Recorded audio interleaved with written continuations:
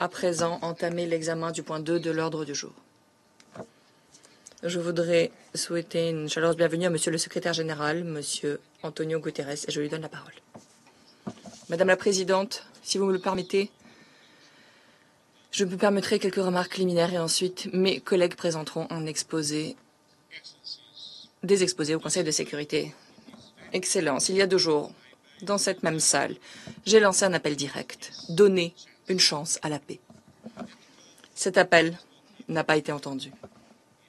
En lieu et place de cela, le bombardement d'installations nucléaires iraniennes par les États-Unis a eu lieu, marquant un tournant dangereux dans une région déjà en péril. Dès le tout début de la crise, j'ai condamné encore et encore toute escalade militaire au Moyen-Orient.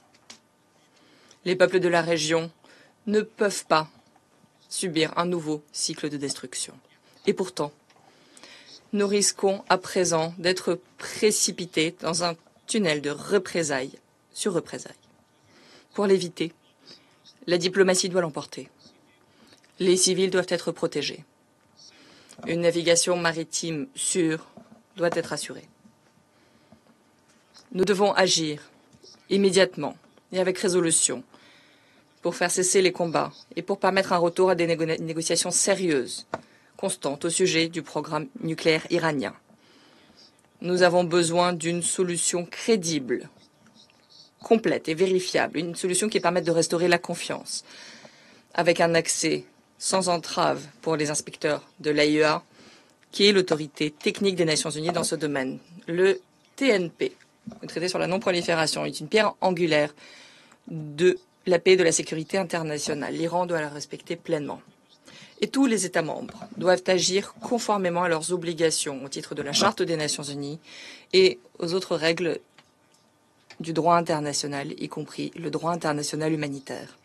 Les Nations Unies se tiennent prêtes à soutenir absolument tous les efforts qui permettraient de cheminer vers une solution pacifique. Mais la paix ne peut être imposée. Ce doit être un choix. Madame la Présidente, nous sommes confrontés à un choix difficile. Une voie mène vers une guerre à plus grande échelle, davantage de souffrances humaines et des dégâts graves pour l'ordre international. L'autre voie est celle de la désescalade, de la diplomatie et du dialogue. Nous savons laquelle de ces voies est la bonne. Et j'exhorte ce Conseil et tous les États membres à agir d'une manière raisonnable, avec retenue et un sentiment d'urgence. Nous ne pouvons pas et nous ne devons pas renoncer à la paix. Je vous remercie. Je remercie le secrétaire général de ses remarques. Et je voudrais maintenant